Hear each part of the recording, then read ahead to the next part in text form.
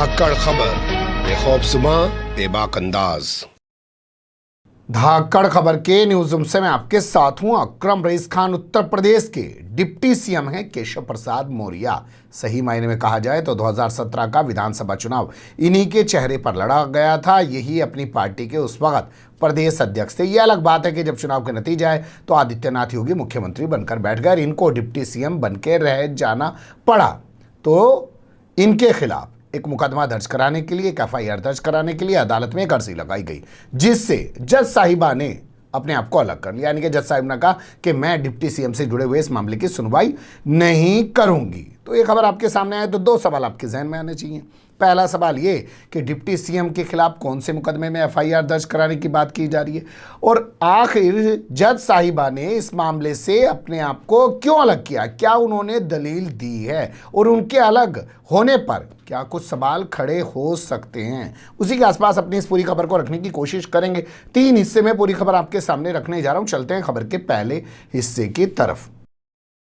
केशव प्रसाद मौर्य से जुड़े मामले की सुनवाई करने से जज साहिबा ने इनकार कर दिया है। ये खबर हमारे पास उत्तर प्रदेश के प्रयागराज जिले से आ रही है, जिसका पहले नाम इलाहाबाद हुआ करता था। आप लोग जानते हैं यहीं के कैंट थाना क्षेत्र में केशव प्रसाद मौर्य रहते हैं। तो यहाँ की एक अदालत के अंदर, जिसे आप कह सकते हैं ACJM नम्रता सिंह की अदालत, यानी कि एडिशनल चीफ जुडिशियल मजिस्ट्रेट की अदालत के अंदर, जिनका नाम नम्रता सिंह है, एक अर्जी लगाई गई थी। उस अर्जी को 22 जुलाई को लगाया गया था, जिस पर नम्रता सिंह ने थाना कैंट से रिपोर्ट तलब कर ली थी। ये रूटीन है, हमेशा होता है। जब भी आप अदालत में जाएंगे, जाके कहेंगे कि एफआईआर दर्ज करने का आदेश जारी कर दीजिए, तो अदालत जो है संबंधित थाने से रिपोर्ट मांग लेगी। आख्या मांगना उसे कहते हैं। 27 तारीख उस मामले में लगा दी थी, यानी कि 27 तारीख थी मंगलवार की। आज मैं जुमेरात यानी कि गुरुवार के दिन 29 तारीख को ये खबर आपके सामने रख रहा हूं। तो उस दिन जज साहिबा ने इस पर सुनवाई करने से इनकार कर दिया और एक पत्र लिख दिया जिला जज को। जिला जज यानी कि जिले का सबसे बड़ा जज, डिस्ट्रिक्ट जज आप कह सकते हैं। तो उनको पत्र लिख दिया और पत्र लिखते हुए कहा कि वो इस मामले की सुनवाई नहीं कर सकती हैं, क्योंकि केशव प्रसाद मौर्य विधानसभा के सदस्य हैं, यानी कि विधान परिषद के सदस्य हैं, वो हम जानती हैं। तो विधान परिषद के वो सदस्य हैं और उनसे जुड़े हुए मामले की सुनवाई मेरे का अधिकार क्षेत्र में नहीं आती है। इस मामले की सुनवाई MPMLA कोर्ट में होनी चाहिए। बता दें आपको, सुप्रीम कोर्ट के आदेश पर हर जिले के अंदर एक विशेष अदालत बना रखी है, जिसको MPMLA कोर्ट कहते हैं। उसी में माननीयों यानी कि विधायकों, सांसदों से जुड़े हुए मामलों की सुनवाई होती है। हालांकि उन्होंने सुनवाई से खुद को अलग करते हुए भी इस मामले में 30 जुलाई लगा दी है। अब देखना दिलचस्प होगा 30 जुलाई को ये मामला नम्रता सिंह की अदालत में ही सुना जाएगा, या वहां से ट्रांसफर डिस्ट्रिक्ट जज के पास अधिकार है, वो कर देंगे, MPMLA की कोर्ट के अंदर ये मामला चला जाएगा। कल 30 जुलाई है। हमारे पत्रकार साथी ढूंढ रहे हैं जिन्होंने पिटीशन दाखिल की है उनको। अगर उनका कॉन्टैक्ट नंबर और तमाम डिटेल्स हमारे पास आ गई तो उनका एक इंटरव्यू भी आपके सामने रखने की कोशिश करेंगे। हालांकि हो सकता है हम लोग इसमें चूक जाएं, क्योंकि शाम तक डिटेल हमारे पास ना आई तो कल है शुक्रवार और हम लगते रहते हैं छुट्टी पे। अब चलते हैं खबर के दूसरे हिस्से की तरफ। यहां सवाल ये पैदा होता है और आपके जहन में ये आना भी चाहिए कि आखिर किसने दाखिल की है ये अर्जी, ये एफआईआर दर्ज कराने के लिए जो याचिका दाखिल की गई है ACJM की कोर्ट में, किसने की है। तो करबला एक इलाका पड़ता है इलाहाबाद का, प्रयागराज का, और यहाँ पे एक RTI कार्यकर्ता हैं जिनका नाम है दिवाकर नाथ त्रिपाठी। दिवाकर नाथ त्रिपाठी ने ये अर्जी दाखिल की है। उनका क्या कहना है, उन्होंने 2 चीज़ों का जिक्र किया। उन्होंने कहा कि इन्होंने जो अपनी डिग्रियां पेश की हैं वो असल में फर्जी हैं, और उन्हीं के दम पे इन्होंने चुनाव लड़ा, उन्हीं के दम पे इन्होंने पेट्रोल पंप हासिल किया। यानी कि गलत तरीके से चुनाव लड़ा और गलत तरीके से इन्होंने पेट्रोल पंप हासिल किया है इंडियन ऑयल कॉरपोरेशन लिमिटेड का। तो उन्होंने RTI के जरिए पहले तमाम दस्तावेज जुटाए। दस्तावेज जुटाने के बाद वो पुलिस की दरीज पे गए, पहले थानेदार के पास गए, फिर CO के पास गए, फिर डिप्टी SP के पास गए, फिर SP के पास, फिर DIG के पास, फिर IG के पास, फिर इसी क्रम में वो DGP के पास गए। इसके अलावा मुख्यमंत्री, तमाम जगह उन्होंने पत्राचार कर लिया, सब कुछ कर लिया। जब FIR दर्ज नहीं हुई तो वो पहुँच गए अदालत की दहलीज पर।